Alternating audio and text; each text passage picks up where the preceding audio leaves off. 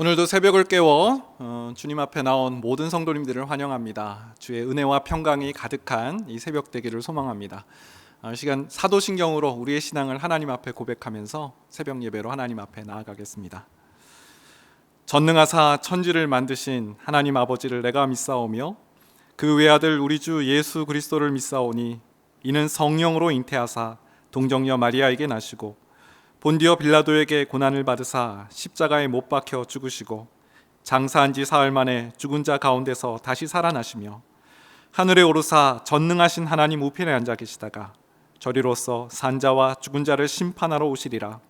성령을 믿사오며 거룩한 공회와 성도가 서로 교통하는 것과 죄를 사하여 주시는 것과 몸이 다시 사는 것과 영원히 사는 것을 믿사옵나이다. 아멘. 다 같이 찬송가 305장 함께 찬양하도록 하겠습니다.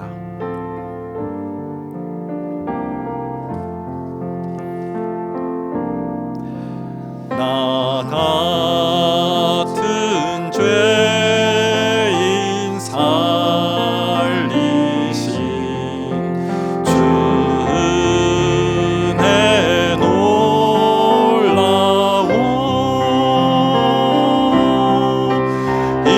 잃었던 생명 찾았고 광명을 얻었네. 큰 죄악에서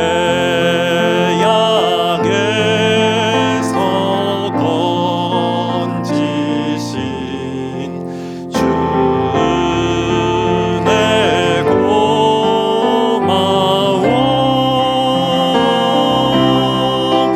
나 처음 믿은 그 시간 귀하고 귀하다.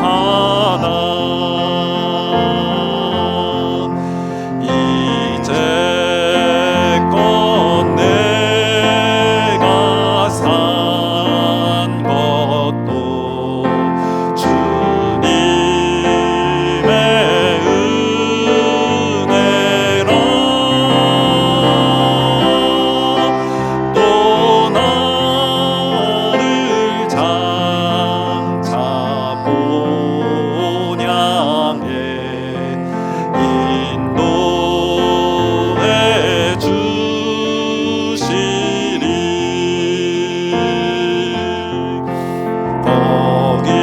거기서 우리 영원히 주님의 은혜로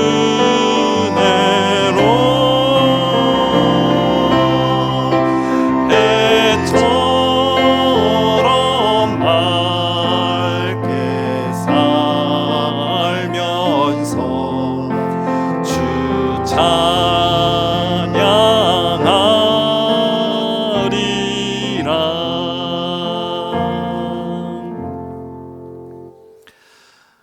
오늘 주시는 하나님 말씀은 고린도전서 15장 20절에서 34절 말씀까지입니다. 그 중에 본문 29절부터 31절 말씀까지 함께 봉독하겠습니다. 만일 죽은 자들이 도무지 다시 살아나지 못하면 죽은 자들을 위하여 세례를 받는 자들이 무엇을 하겠느냐? 어찌하여 그들을 위하여 세례를 받느냐? 또 어찌하여 우리가 언제나 위험을 무릅쓰리요? 형제들아, 내가 그리스도 예수 우리 주 안에서 가진 바 너희에 대한 나의 자랑을 두고 단언하노니 나는 날마다 죽노라. 아멘. 계속해서 고린도전서 15장 말씀, 부활장 말씀을 보고 있습니다. 오늘 본문에서 바울은 이제 이 부활의 과정에 대한 이야기를 하고 있습니다. 1절부터 11절 말씀까지는 부활의 역사성, 부활은 사실이다, 실제 일어난 일이다, 부활을 목격한 사람들이 있기 때문이다 라고 그렇게 전했고요. 또 어제 보았던 12절에서 19절 말씀까지는 만일 부활이 없다면, 어떤 사람들이 부활이 없다라고 말했는데 너의 말대로 정말 부활이 없다면 어떤 일이 벌어지는가, 7가지 일어나는 일들에 대한 이야기를 하고 있습니다. 세상에서 우리는 가장 불쌍한 사람이 될 수밖에 없다. 그런데 우리가 불쌍한 사람이냐? 그렇지 않지 않냐라고 체험적으로 이 부활의 사실을 강하게 증거했습니다. 그렇다면 이제 이러한 질문이 가능할 것입니다. 바울, 당신이 말하는 부활이 그렇게 확실하다면 도대체 부활이 어떻게 이루어지는 것인지 한번 설명해 주십시오. 부활이 있다면 그 진행되는 과정이 있지 않겠습니까? 그 과정에 대한 이야기를 한번 해 주십시오라는 질문입니다. 오늘 본문은 마치 바울이 그러한 질문을 받고 있는 것처럼 질문에 답변을 하는 것처럼 느껴집니다. 20절 말씀을 보겠습니다. 20절, 그러나 이제 그리스도께서 죽은 자 가운데서 다시 살아나사 잠자는 자들의 첫 열매가 되셨도다. 바울은 예수님이 잠자는 자들의 첫 열매가 되셨다라는 말씀으로 설명을 시작합니다. 부활의 순서가 있다라는 것이죠. 첫 열매라는 이 말 속에는 순서가 있다라는 걸 내포하고 있습니다. 예수님이 잠자는 자들의 첫 열매, 예수님께서 첫 부활을 하셨고 그 이후에 부활이 있다. 그 이후에도 부활이 있다라는 그런 설명일 것입니다. 23절에 그 내용이 또 자세히 나타나고 있는데요. 23절, 그러나 각각 자기 차례대로 되리니 먼저는 첫 열매인 그리스도요, 다음에는 그가 강림하실 때 그리스도에게 속한 자요. 예수님께서 부활의 첫 열매시고 그 다음에는 차례대로, 각기 차례대로 부활이 이루어지는데, 그렇죠, 예수님의 부활, 십자가에 죽으신 지 3일 만에 부활하셨고요, 그 이후에는 각각의 부활이 이루어지는데 언제 이루어지는가 봤더니 그가 강림하실 때, 강림이라는 말은 예수님께서 다시 재림하실 때, 우리가 예수님을 고대하고 기다리고 있는데요, 예수님께서 다시 이 땅에 내려오실 때 그를 따르는 하나님의 자녀들이 부활을 이루게 된다라는 말씀입니다. 바울은 여기서 또 그치지 않고요, 예수님이 강림하실 때, 예수님이 다시 재림하여 이 땅에 오실 때 일어나는 일들에 대해 이렇게 말합니다. 부활을 믿는 자녀들, 하나님의 자녀들은 그때 부활을 하게 되지만 다른 사람들이 있죠, 예수님의 부활을 부정하고 믿지 못하는 사람들에게 어떤 일이 일어나는지도 설명합니다. 24절, 그 후에는 마지막이니 그가 모든 통치와 모든 권세와 능력을 멸하시고 나라를 아버지 하나님께 바칠 때라. 주 예수께서 이 땅에 오실 때는 그 후에는 마지막이다. 이 땅의 모든 통치와 권세, 능력을 멸하신다. 주님께서 이 땅의 모든 통치 권세자들을 멸하신다라고 말씀하셨고요, 놀라운 말씀 26절에 보니까 맨 나중에 멸망받을 원수는 사망이니라. 사망이 멸망을 받는데요. 예수님께서 이 땅에 오실 때 죽음이, 사망이 멸망을 받게 되는 원수가 된다라는 것이죠. 바울의 마음속에 그려진 이 부활의 인식을 한번 생각해 보십시오. 단순히 내가 부활한다 이런 인식으로 끝나지 않아요. 예수님의 부활을 순서대로, 예수님께서 첫 열매시고 예수님을 따르는 자들은 그 이후에 부활을 하게 되는데, 그때가 언제인고 봤더니 주님께서 다시 강림하실 때, 예수님께서 다시 이 땅에 오실 때 우리가 부활을 하게 되는데, 우리 믿는 자녀들은 부활을 하지만 하나님을 알지 못하는 자들은, 모든 통치와 권세자들이 그때 멸망을 받게 되고 최종적으로 죽음도 멸망을 받게 될 것이다 라고 선포하고 있습니다. 여기까지 말한 다음에 바울은 두 가지 질문을 또 던지고 있습니다. 첫 번째, 부활을 믿지 않는 고린도 교인들의 자기 모순적인 태도를 그렇게 질책하면서 질문을 던지는 장면이 나옵니다. 29절, 만일 죽은 자들이 도무지 다시 살아나지 못하면 죽은 자들을 위하여 세례를 받는 자들이 무엇을 하겠느냐? 어찌하여 그들을 위하여 세례를 받느냐? 좀 이야기가 전환이 됩니다. 바울은 고린도 교인들 안에 그런 일들이 있었던 것 같아요. 자기의 친척이나 가족들이 죽었을 때 그 사람들을 위해서, 죽은 고인을 위해서 세례를 받는 풍습, 관습이 있었던 것으로 보입니다. 이것을 대신적 세례라고 하는데요, 바울은 이 사실을 근거로 이 대신적 세례를 어떻게 너희가 할 수 있냐라는 얘기를 하는 거죠. 대신적 세례, 죽은 사람들을 위해 세례를 하는 것은 그거는 부활을 전제로 하고 있다라는 그런 얘기가 아니겠습니까? 죽은 자들이 부활하지 못하는데 뭐하러 그들을 위해 세례를 받겠냐?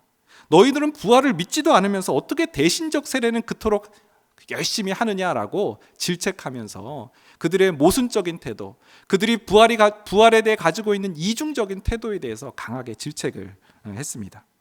그리고 두 번째 질문을 하는데요, 30절, 또 어찌하여 우리가 언제나 위험을 무릅쓰리요? 고린도 교인들에게 물어보는 겁니다. 우리가 어떻게 위험 앞에서 벌벌 떨지 않고 두려워하지 않고 그 위험 앞에서 당당하게 맞설 수 있는가? 그거에 대해서 한번 생각해 봤니? 우리가 어찌하여 언제나 위험 앞을 그렇게 흔들리지 않고 무릎 설 수 있겠느냐라고 물어보는 겁니다. 여러분, 우리가 알다시피 바울은 파란만장한 정말 위험천만한 삶을 살았습니다. 고린도후서 11장 23절부터 27절까지 아주 유명한 바울의 고난에 대한 이야기죠. 제가 한번 읽어보겠습니다. 내가 수고를 넘치도록 하고 옥에 갇히기도 더 많이 하고 매도 수없이 맞고 여러 번 죽을 뻔하였으니 유대인들에게 40에서 하나 감한 매를 5번 맞았으며 3번 태장으로 맞고 1번 돌로 맞고 3번 파선하고 일주야를 깊은 바다에서 지냈으며 여러 번 여행하면서 강의 위험과 강도의 위험과 동족의 위험과 이방인의 위험과 시내의 위험과 광야의 위험과 바다의 위험과 거짓 현재 중의 위험을 당하고 또 수고하며 애쓰고 여러 번 자지 못하고 줄이며 목마르고 여러 번 굶고 춥고 헐벗었노라. 정말 이 바울이 복음을 전하면서 얼마나 위험천만한 그런 삶을 살았는지 대변해주고 있는 그런 말씀입니다. 그런데 어떻게 우리가 이 위험 앞에 항상 무릎 쓸 수 있겠느냐라는 내용입니다. 부활이 없다면 이런 위험을 감수할 수 없다라는 것이죠. 31절 바울의 고백을 보세요. 형제들아, 내가 그리스도 예수 우리 주 안에서 가진 바 너희에 대한 나의 자랑을 두고 단언하노니 나는 날마다 죽노라. 여러분, 부활을 믿는 사람, 부활의 가장 확실한 증거는 무엇입니까? 죽음을 두려워하지 않는 것이죠. 부활을 믿는데 죽음을 두려워한다면 그것은 부활을 믿지 않는 것과 마찬가지일 것입니다. 에스더서를 보세요. 페르시아 왕 앞에 그 아하수에롱 앞에서 에스더가 죽으면 죽으리이다. 예수님을 믿지 못한, 하나님을 알지 못한 죽으면 끝나기 때문에 죽음을 넘어설 수가 없는 거죠. 죽음 앞에 벌벌 떨 수밖에 없는 것이죠. 그러나 하나님을 믿는 백성, 예수를 믿는 백성, 부활을 믿는 백성은 죽음을 뛰어넘을 수 있는 것이죠. 존 스토트 목사님이 쓴 그 책을 보게 되면 예수님의 가장 부활의 확실한 증거는 제자들이 바뀌었다라는 거죠. 늘 죽음 앞에서 벌벌 떨며 예수님을 3번이나 부인했던 그 베드로와 같이 제자들은 이 죽음 앞 문제 앞에서 벌벌 떨었죠.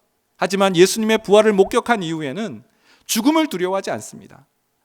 유대의 관원들이 너희가 어떻게 이런 일을 할 수 있냐라고 했을 때 우리가 하나님의 일을 어떻게 금할 수 있겠냐, 너의 말을 듣는 것이 옳으냐, 하나님 말씀을 듣는 것이 옳으냐 하면서 담대하게 이 죽음 앞에서 두려워하지 않는 모습을 보게 됩니다.